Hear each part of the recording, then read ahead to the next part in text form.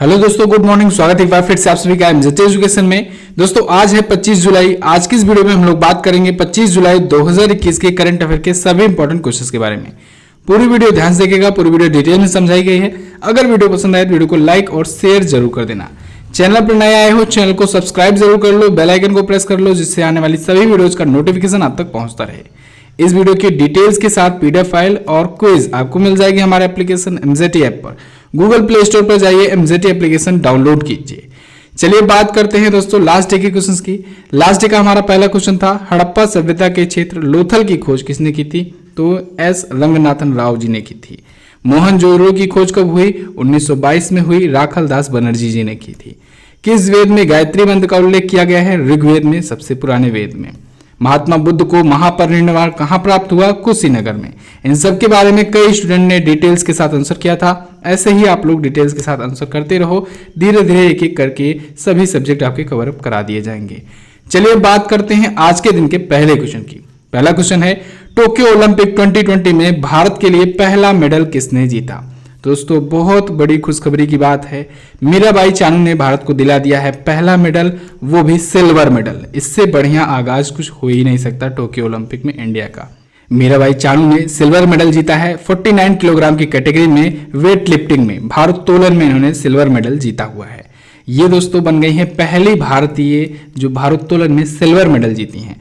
इससे पहले कर्णम मल्लेश्वरी जी ने जीता था भारोत्तोलन में मेडल सिडनी ओलंपिक में 2000 में। सन 2000 में जो ओलंपिक हुआ था उसमें ब्रॉन्ज मेडल जीता था कर्णम मल्लेश्वरी ने। ठीक है, तो इनका रिकॉर्ड तोड़ करके अब मीराबाई चानू ने सिल्वर मेडल जीत लिया है। ओके, अच्छा सिल्वर ये जीती हैं यानी कि फाइनल में हारी हैं। फाइनल में हारी हैं तो फाइनल विजेता को गोल्ड मिलेगा। विजेता कौन रहा है? चाइना की हाउ जियू, इनका भी नाम याद रखना है। चाइना की हाउ जियू ने गोल्ड जीता है। ओके, मीराबाई चानू पर दोस्तों मैंने कल ही आपको वीडियो दी हुई है, अगर आपने नहीं देखा है इसको जरूर देखिएगा। मात्र 3 मिनट में आपको सब कुछ पता चल जाएगा। फिलहाल टेंशन मत लीजिए, यहां भी मैं आपको सब कुछ बताने वाला हूं। मीराबाई चानू दोस्तों मणिपुर की रहने वाली हैं। पद्मश्री ये विजेता हैं, सम्मानित की जा चुकी हैं भारत के चौथे नागरिक सम्मान से। साथ ही साथ इनको राजीव गांधी खेल रत्न का पुरस्कार भी मिल चुका है।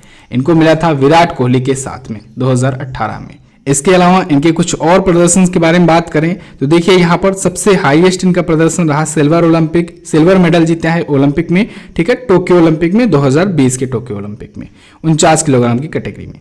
इससे पहले इन्होंने वर्ल्ड चैंपियनशिप में गोल्ड जीता था 2017 में। एशियन चैंपियनशिप में इन्होंने ब्रॉन्ज मेडल जीता था।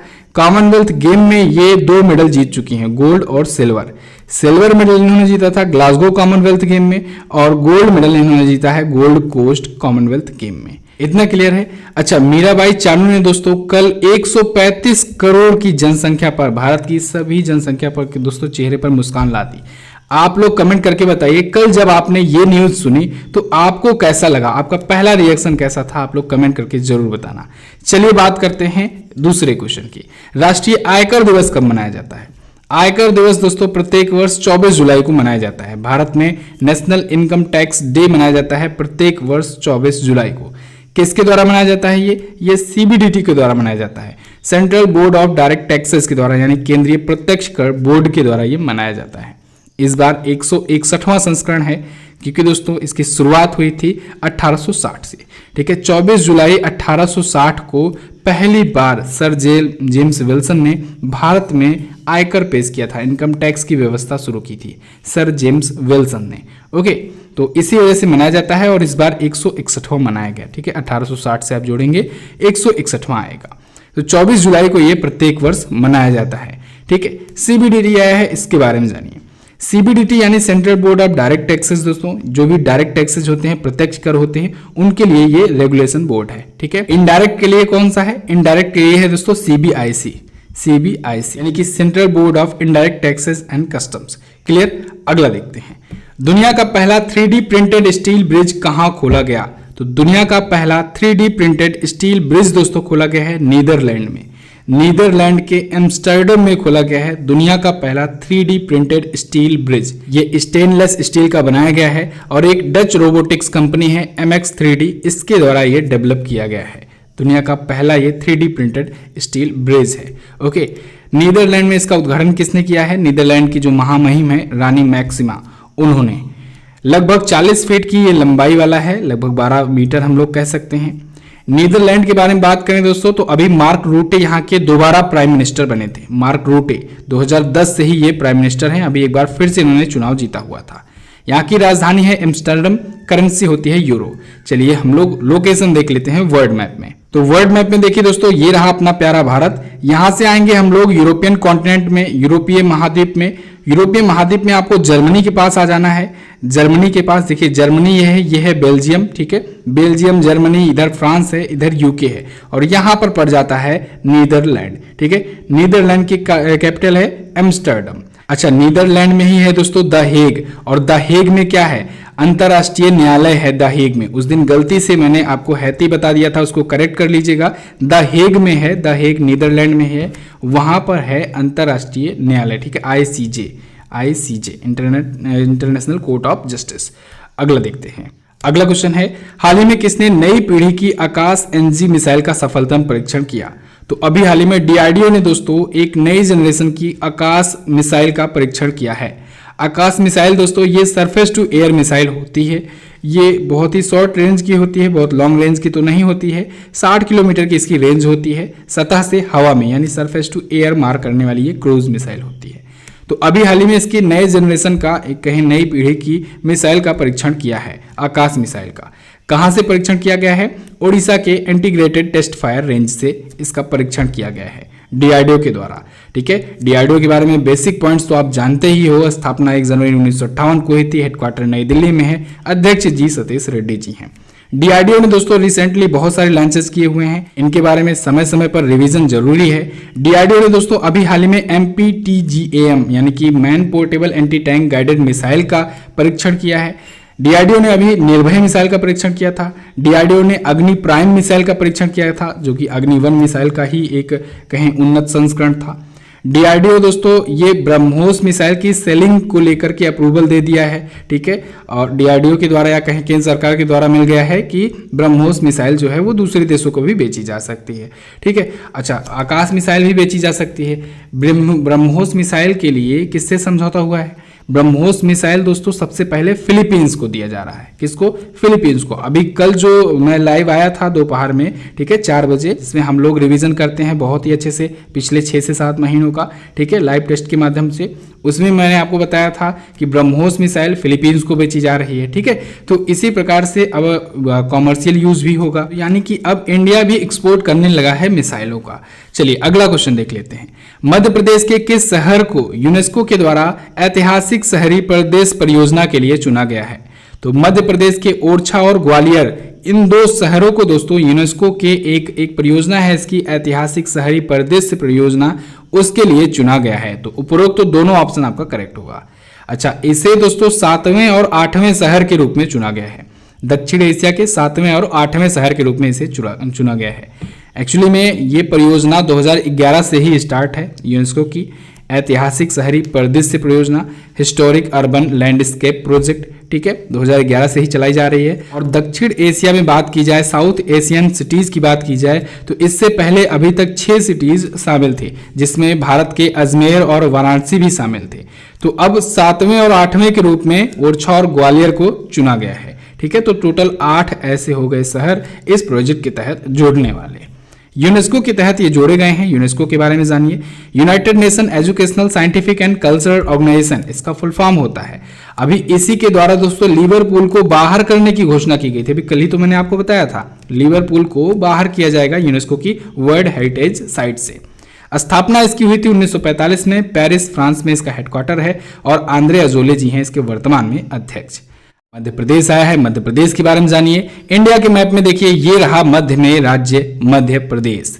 मध्य प्रदेश अपना बॉर्डर उत्तर प्रदेश से, राजस्थान से, गुजरात से, महाराष्ट्र से और छत्तीसगढ़ से शेयर करता है। छत्तीसगढ़ एक्चुअली में मध्य प्रदेश से ही अलग हुआ था 1 नवंबर सन 2000 को 26वें भारतीय राज्य के रूप में। किस भारतीय राज्य के रूप में? 26वें। मध्य प्रदेश की राजधानी है भोपाल। भोपाल को कहते हैं झीलों का शहर। क्या कहते हैं? झीलों का शहर। यहाँ पर भोजताल झील भी है। शिवराज सिंह चौहान जी बीजेपी पार्टी से यहाँ के चीफ मिनिस्टर हैं, और गवर्नर अभी नए बनाए गए हैं मंगू भाई छगन भाई पटेल। अभी 8 राज्यों के नए गवर्नर नियुक्त किए गए हैं, और इनके लिए मैंने वीडियो दी हुई थी आपको, और वीडियो का लिंक है डिस्क्रिप्शन में।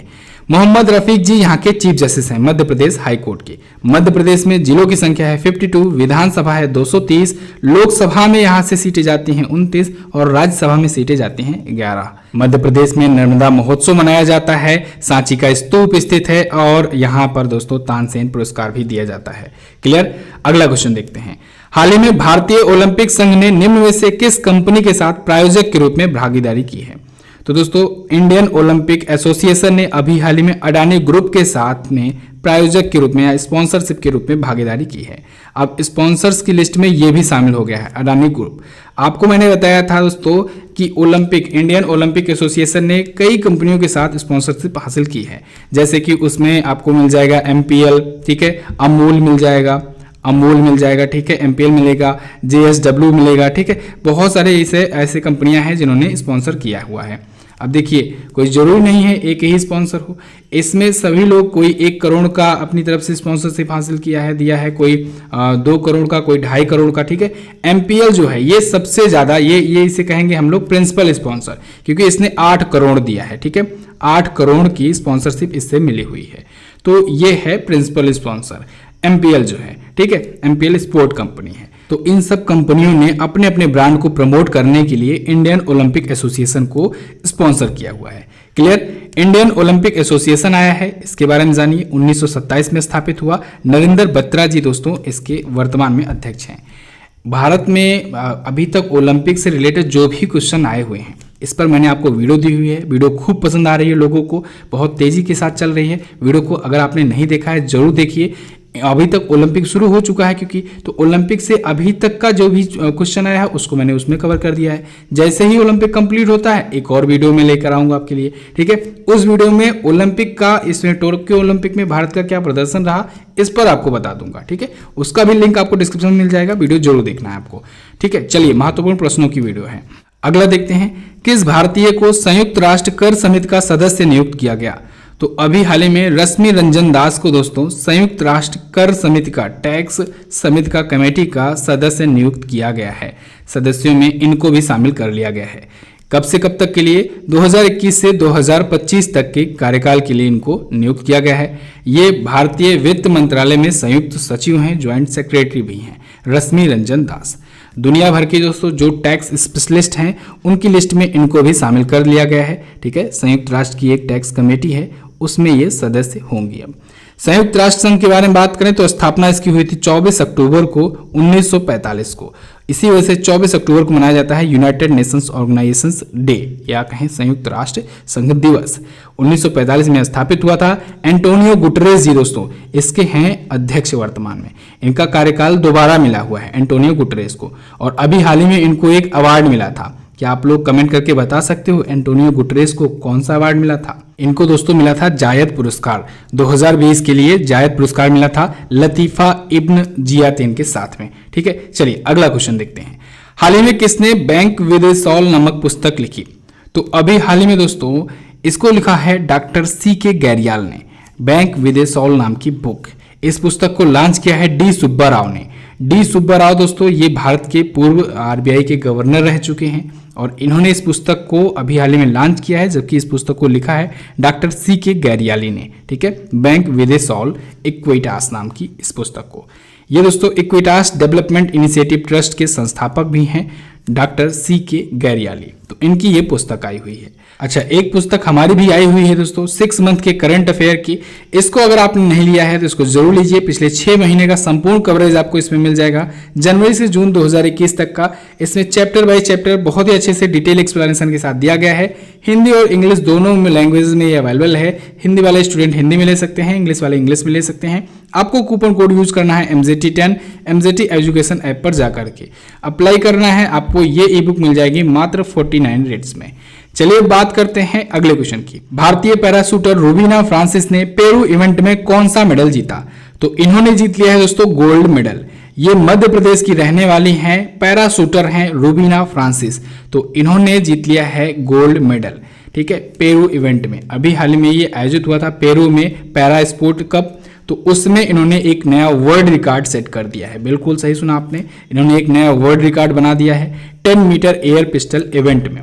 ये पैरा इवेंट में गोल्ड मेडल जीत करके एक वर्ल्ड रिकॉर्ड सेट की है।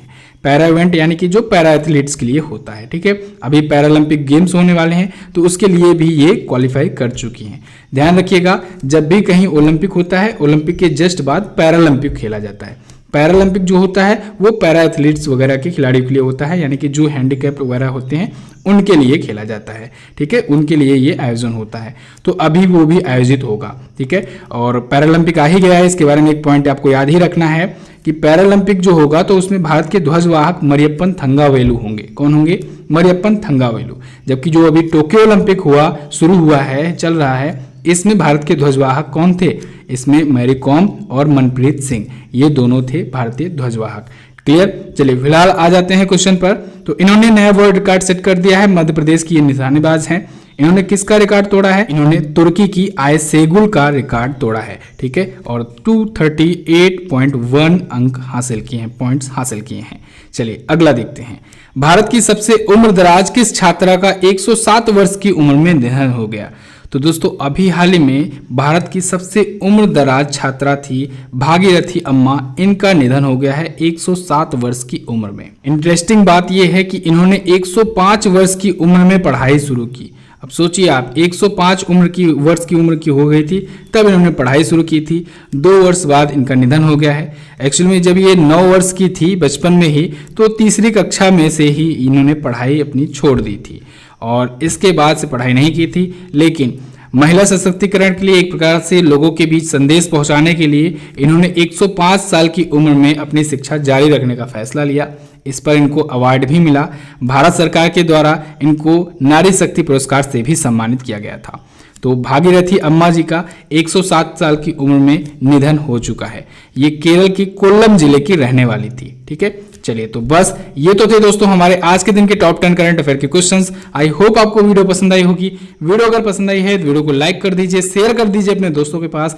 अगर आपने चैनल को सब्सक्राइब नहीं किया है, चैनल को सब्सक्राइब कर लो। बहुत अच्छी अच्छी वीडियोज आ रही हैं आजकल जो कि आपके लिए हेल्पफुल होंगी। अगर आप किसी भी एग्जाम की तैयारी कर रहे हो तो करंट अफेयर की चिंता आप छोड़ दो मेरे ऊपर। ठीक है, आपको करंट अफेयर का टेंशन लेने की बिल्कुल जरूरत नहीं है। आपको बस रेगुलरली वीडियोज को फॉलो करना है, आपका 100% स्कोर होगा करंट अफेयर में। चलिए बात करते हैं क्वेश्चन ऑफ द डे की। तो क्वेश्चन ऑफ द डे में दोस्तों जैसा कि आपको पता है स्टैटिक्स भी पूछे जाते हैं। इससे पहले हम लोगों ने 4 सब्जेक्ट को क्लियर कर लिए हैं। अब हम इतिहास पर आए हुए हैं। तो इतिहास में देखिए यहाँ पर पहला क्वेश्चन आपके लिए है, सम्राट अशोक की माता का क्या नाम था? चंद्रगुप्त मौर्य की मृत्यु कहाँ पर हुई? मेगास्थनीज ने भारतीय इतिहास पर कौन सी पुस्तक लिखी है? ह्वेनसांग किसके दरबार में आया था? बहुत अच्छे अच्छे क्वेश्चन हैं, इसके बारे में आप लिख सकते हो डिटेल में। ठीक है, चलिए मिलते हैं दोस्तों अगली वीडियो में। वीडियो को एंड तक देखने के लिए बहुत बहुत धन्यवाद। टेलीग्राम ग्रुप हमारा ज्वाइन कर लीजिए। टेलीग्राम ग्रुप एमजेटी एजुकेशन के नाम से ही है। वहां पर सबसे पहले कोई भी चीज़ बतानी होती है, सबसे पहले आपको वहीं पर बताया जाता है। साथ ही साथ कोई PDF होती है, ये सब चीज़ें भेजने में वहाँ आसानी हो जाती है और भेज दिया जाता है। तो चलिए बस मिलते हैं दोस्तों अगली वीडियो में। तब तक के लिए नमस्कार, जय हिंद, वंदे मातरम।